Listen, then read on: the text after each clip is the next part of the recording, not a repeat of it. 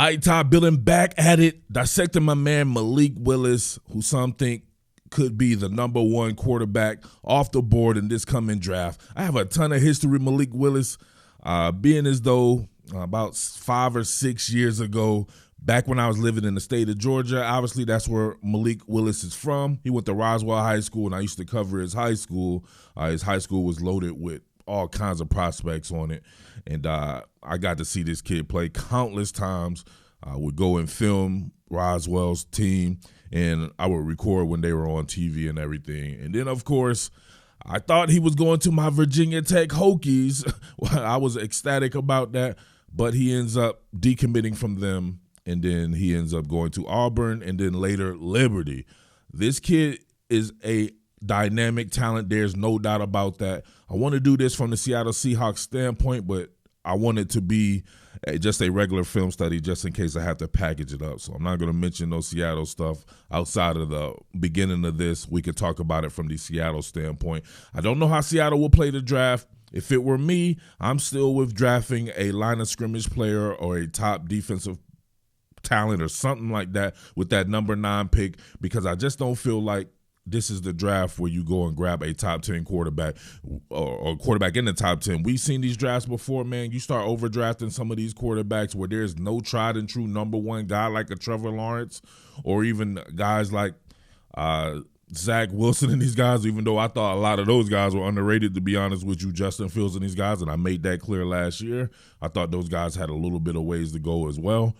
I don't think these guys are too far from those type of guys, to be honest with you. I like the Trey Lance kid, too. I thought he could be a very good prospect from breaking them down. But Zach Wilson, Justin Fields, I love. Davis Mills is actually the guy who I said could end up being the best out of them all, and he ends up having a really, really good rookie season.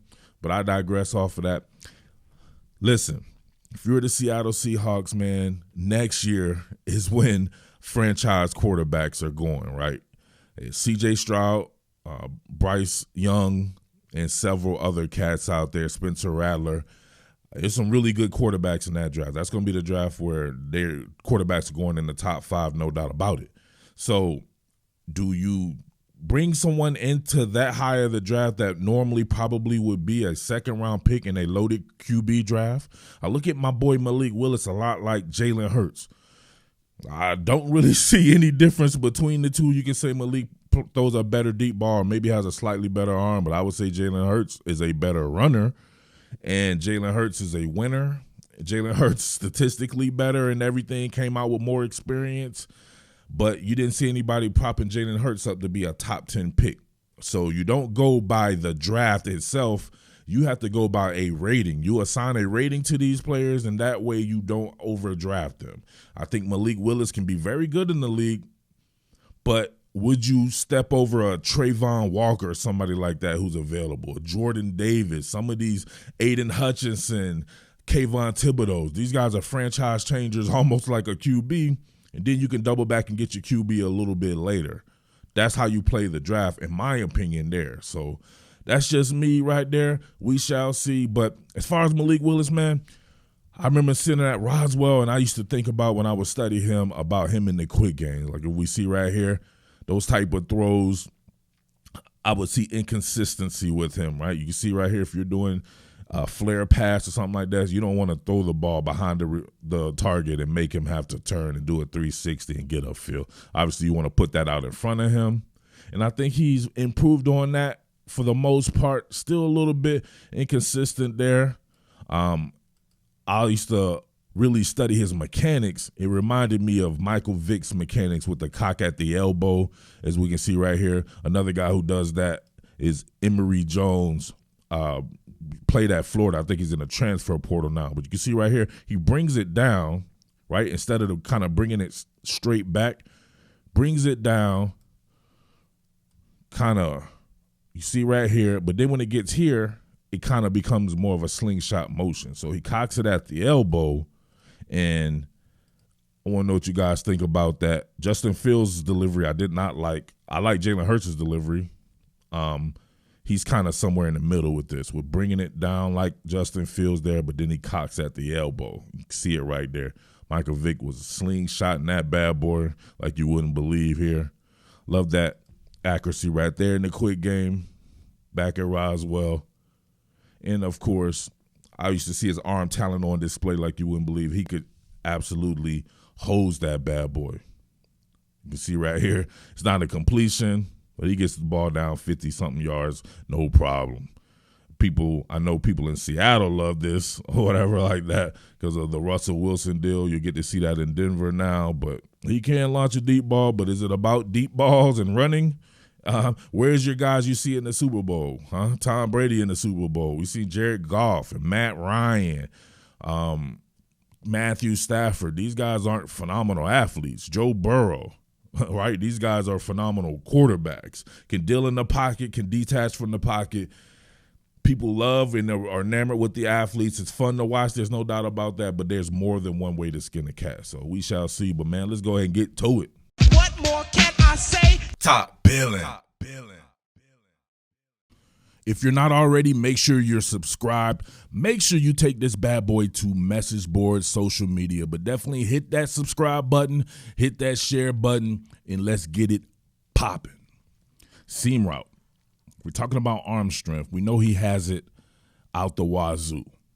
People like to point to deep balls. I like to point to routes like this to where if you can't put some mustard on it, it'll get picked off. And you can't just put body English into these throws because you're air mallet. To me, that's arm strength. You cannot sit there and get a running start and all this like that and throw a seam route. So on throws like this, let's check it out. 1, 2, 3, cock and fire, low and away. One more again. So on something like this, I already want to know the approach, like why. Very pragmatic in my analysis here. And I'm looking at a throw like this, and I know the down and distance. You can tell the sticks so far right here. This is towards the end of the game. They were just playing coverage across the board here. But I want to know on this one, did he meant to make this low and away here? You can make an argument that if he kept this in the air and kind of led up the seam here, that your man could have a shot. Maybe not the score, but I don't know. Maybe if he broke a tackle or something like that, that's where I would like to see that throw be.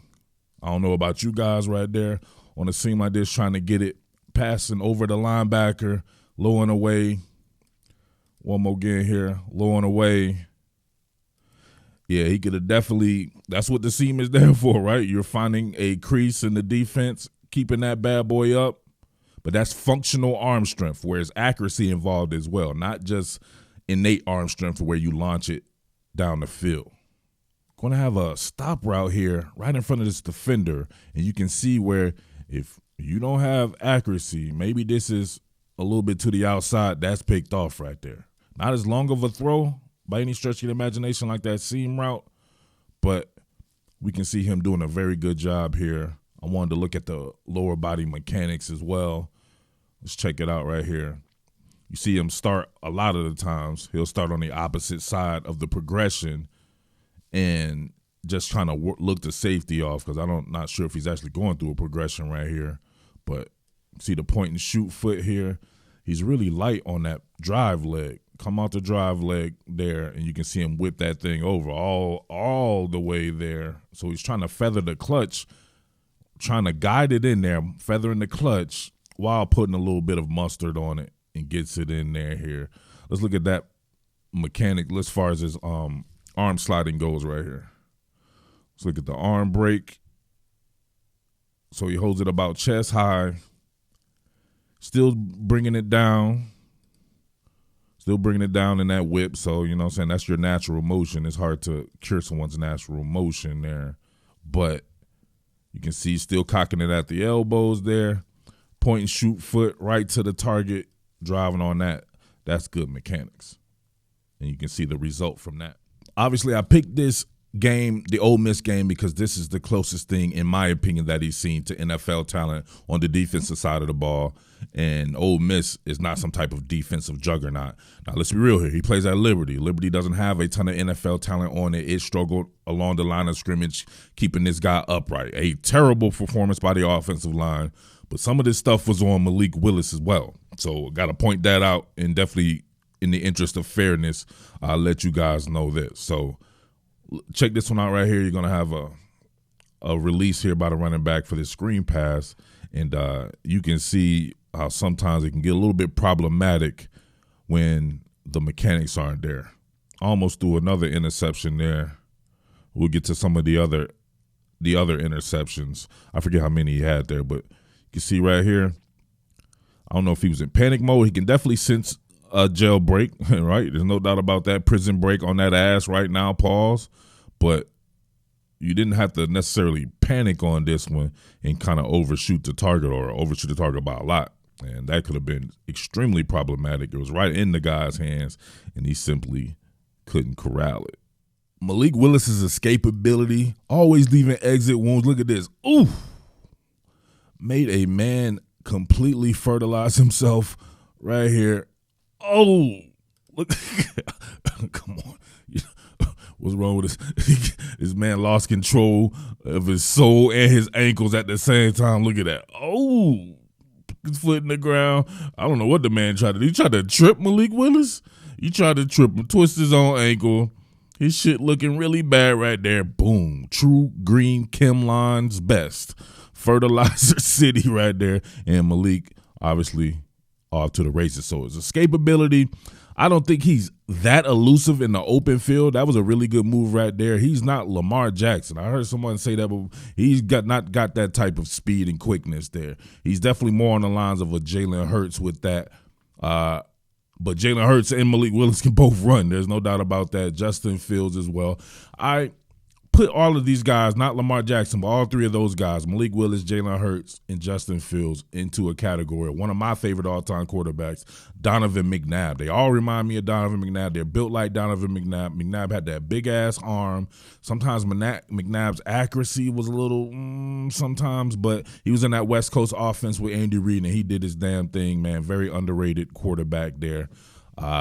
These guys are in that same vein, in my opinion, there. So not Lamar Jackson type athletes. Lamar Jackson can beat you to the corner. He beat anyone, DBs or anything like that. Malik Willis gets caught on the corner a lot, or he makes it very exciting to where you're like, oh, did he almost get caught on the corner trying to bend the edge? But definitely a great athlete.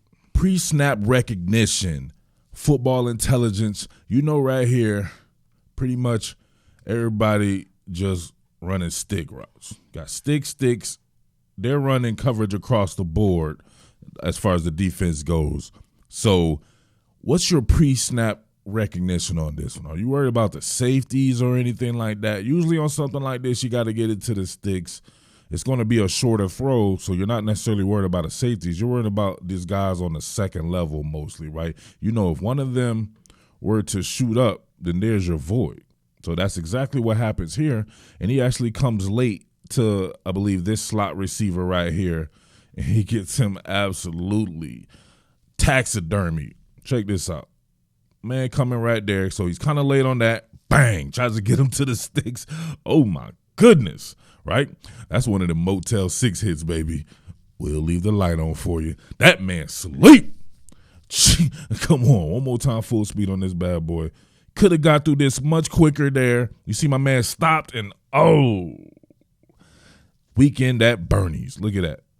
Finally comes back through right there. So you admire getting through your progressions for the most part there, but you don't want to get somebody lit up. So sometimes going through your progressions means that you didn't do the work pre-snap, or you didn't understand what was going on pre-snap. Clean pocket here. He could have came right now and hit this guy in stride right here, and he's able to protect himself, right? Hits him right here, and then bing, boom, right there. Sleeping at Motel 6, even though he's still on the field. He wasn't ever the same again. Post-snap recognition. I think about his time under both Hugh Freeze and Gus Malzahn. Those aren't two cats known for producing NFL quarterbacks. Both of their offenses are definitely college offenses, so I imagine him maybe needing a little bit of time to transition into an NFL offense. Now, something like this shouldn't happen. Like, you're going to have a fake bluff here, right? My man's going to bluff. You're going to have my guy right here coming on a wheel route, but it's too deep coverage. So You bluff this, you got someone coming on a wheel route, and you know that there's too deep coverage here. You can't blindly throw this. This is pretty bad right here. Get the bluff, you see the wheel, he thinks that's open. Elementary school. Threw it right to the safety. Like, that definitely shouldn't happen right here. This is just one of those plays where there's no read involved, really. Because it's usually probably open if you're playing against Liberty's opponents there. But against NFL-style defenses, you cannot blindly think that a wheel route is going to be open like that. And your pre-snap recognition should have told you, at the very least, it was a too deep shell. And that's all she wrote right there. So that's a really bad pass and a really bad recognition of play shells. This is to end the game, so you can't put much stock into this. I do put stock into this decision, though. So I didn't know what was going on until I look at it from this angle here. You can see the interception. He just had to try to make something happen. But there was a play to be made if he had a better grasp of being able to scan the field. We see him, as always, right in this particular game, there's going to be a breach off the right side. And you can see it right here. He feels that. Good pocket field there. But look at him. He's stuck on stupid. He's looking over here to the left the entire time. And look at this right here. This is a touchdown. Right here, his man starts to come open right there. All he would have had to have done is lead him. Look at this. That would have been actually pretty easy if he – I know he's under duress, so you have to take that into account. He's under duress. He doesn't have a long time to make a decision, but you also know where your men are at in your progression or just in the play in general there. And you knew there was a man, right? There was a B-side receiver, right, working backside, and he chose to go back towards traffic, and he throws it into traffic. Another interception to end the game. Really nothing too elaborate if you really look at the scheme of it. Now, keep in mind, my evaluation of Malik Willis is a lot longer than anyone else's. I've seen this guy do some incredible things. I see him do some boneheaded things, but I've seen it over the course of time. Over 6 years of watching this kid, when most people probably never even heard of him until last season. Or not this particular past season, but the season before when they played and beat my Virginia Tech Hokies. But keep in mind, right here in Virginia, I get to see the Liberty games as well. I keep up with this cat, no doubt about that. Hugh Freeze's system is not too intricate. You can see right here a couple of twin routes going on. You get pretty much just a stick route here. Same deal here. And then you'll get a couple of twin routes as well. Coming to the outside. I believe the back with a traffic release be going to the outside here. And then I believe you get your last resort there in the H-back. So being able to quickly go through these progressions is one thing.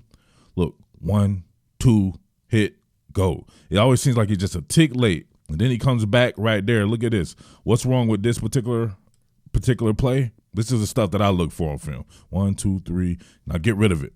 Right, so a tick late there, but look, if anything, if you're going to come right here, which I didn't like that decision, I think you could have hit one of those people out in the flat.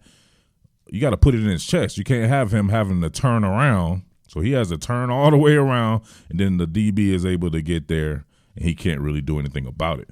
But if I would have liked to see him hit one of these routes, whether it be this one real quick or B. So let's just say he's going through this progression here. Let's see if we can do this.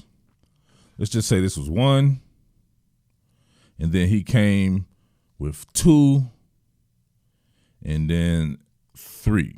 So I will be reading the leverage of this corner right here to come back. It would have to be extremely quick, but I wanted to get it to the guy who is in enough space to where he can make something happen. I want to get it to him accurately, if you get what I'm saying there. So one of those guys, 1, 2, 3, it ain't there. You don't want to fit it between those guys. You don't like this right here, then hit this guy right there.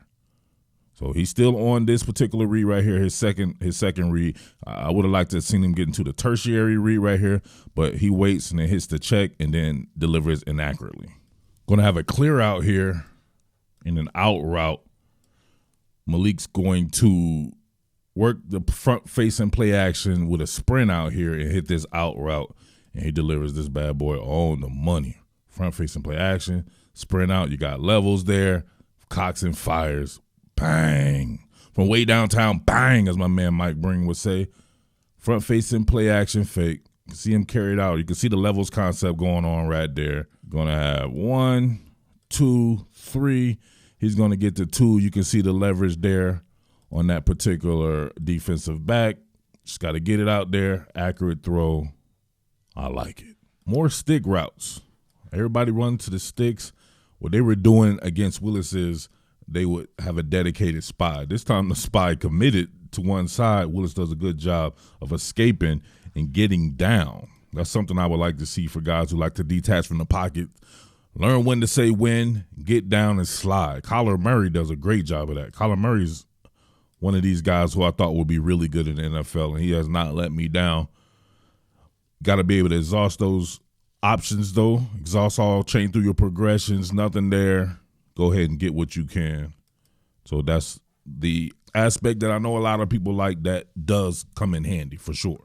Remember when I said that he'll have all these throws and then you'll get one? It's just like, what just happened? Here's one of those right here. Simple hitch route here.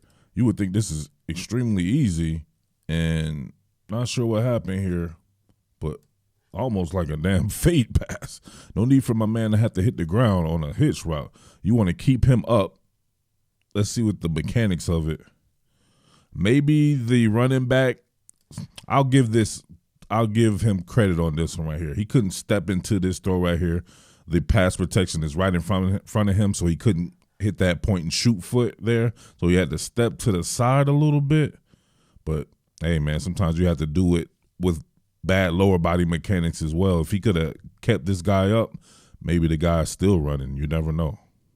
Another thing I noticed in this game was as great of a deep ball as he has right here, it was a few of them died on him. If you see right here, this ends up just becoming a 50-50 ball when it looks like at first, well, I guess it didn't matter. The receiver wasn't going to outrun this DB anyway, so it probably was just a poor throw. It was a stop and go. He held the safety. You gotta always give him credit for that. When he's coming out, he does a great job of holding the safety. You can see the safety does not know what to do here. He's riding the stitches, and then he launches. I don't know if he didn't step into this one or something like that, or maybe put too much air under it, but it just ends up being a jump ball, and luckily for them, the wide receiver does win it. All right, if I see it, I got to do something on it. Opposite hash throws, one of your toughest throws, definitely an NFL throw if you've ever seen one. This is how I judge arm strength. And front-facing play-action fake. Oh, I like it. Remember, can't put body English into this. You can't just give it the old heave-ho like you could a deep ball. This one you have to actually have accuracy and everything. And you can see he aces that bad boy. Boom. I like it. Let's see it from this direction. The mechanics of it. Looking out the safety. Can't see the actual throw, but you can see how he does here. Notice that swinging around with that front leg, bringing that back. You can see where he brings it down right here. Now this does look a little more elongated, but with that arm action at the top of it, with the elbow, cock and fire, it definitely lessens the time.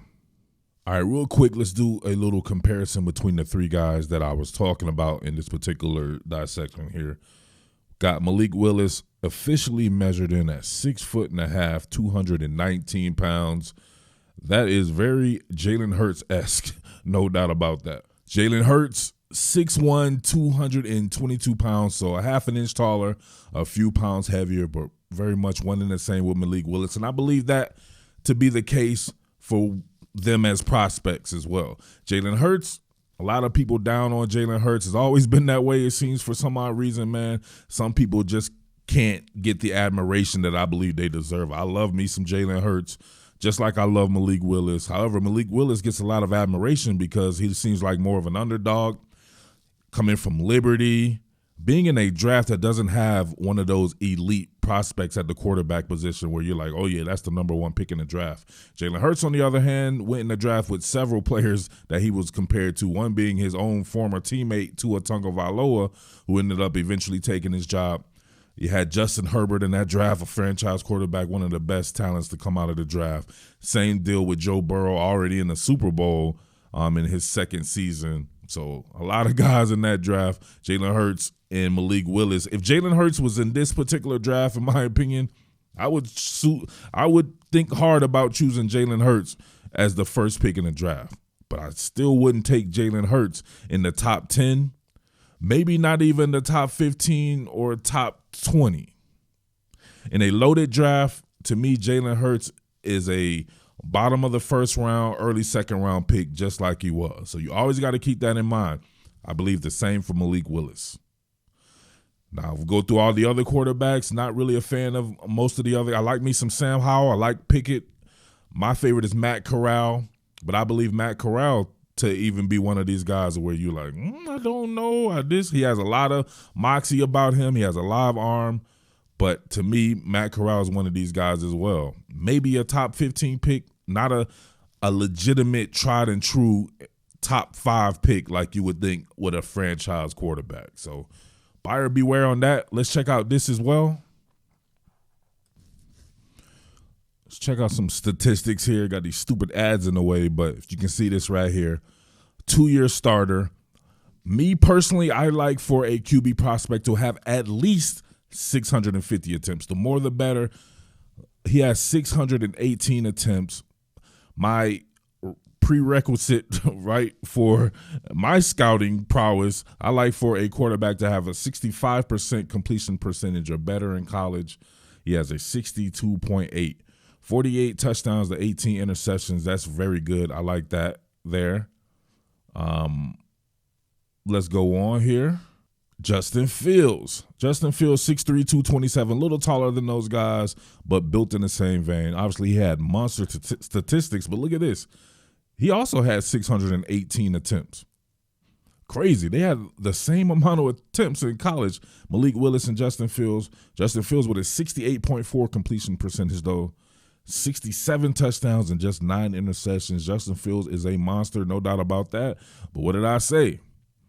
I didn't think he was ready to be a starter in year one. He didn't do anything to make me look bad on that. So he could have definitely sat this year and learned. He didn't do that well, in my opinion. He showed glimpses. Obviously, he'll be a lot better in the future, but we shall see. There are definitely holes in his games, in his game that I pointed out. And people can see that now and can stop calling me a hater. Jalen Hurts. Now, Jalen Hurts, look at this. 1,000 attempts in college. He's a 3-year starter. Did his damn thing at every level. Right? People didn't want to give him credit, but if you look at this, a 65% completion percentage, he meets that threshold. 80 touchdowns and just 20 interceptions. If you look at the individual season, we have to keep in mind that my man had 12 interceptions at Liberty. He only completed 61% of his passes. Now, the weapons probably are a little bit down, but he was up with his yardage there, down with his completion percentage, up with the touchdowns, and up with the interceptions, though. So, got to keep that in mind, man. 12 interceptions at Liberty. I don't think he's ready to start right away. I think he definitely is one of these guys who would need a little bit of seasoning. If he could play behind a veteran quarterback, it would be in his best interest. I thought the same thing with Jalen Hurts. He did that. He played behind Carson Wentz, got the work in a little bit, and hey, they got to the playoffs. A lot of mixed results. People just don't like Jalen Hurts, so I don't even really like talking about the kid. It's almost like talking about Lamar Jackson. If people don't like you, they'll never give you credit anyway. So I feel the same exact way about Malik Willis. People talking about picking him in the side of the top 10. I wouldn't do it personally, but hey, if you like the guy, I would say go for it, but it is what it is on that one. I would draft this kid a little bit later in the first round, if not the second round. All right, but it's your boy Murf, the Underground King. Thank you to everybody who has watched this entire thing. Salute to everybody out there who's a real football head, who's not just running to jump in the comments because they see I posted the video and want to be seen or heard or some shit like that. That's chick shit. Come on, man. Real football heads unite. Let's talk about this football shit, and let's stop being chicks out there. Unless you're a chick, then you can be a chick all you want, all right? Your boy Murf, the Underground King, a.k.a. the DMV King. Peace. What more can I say? Top Billin.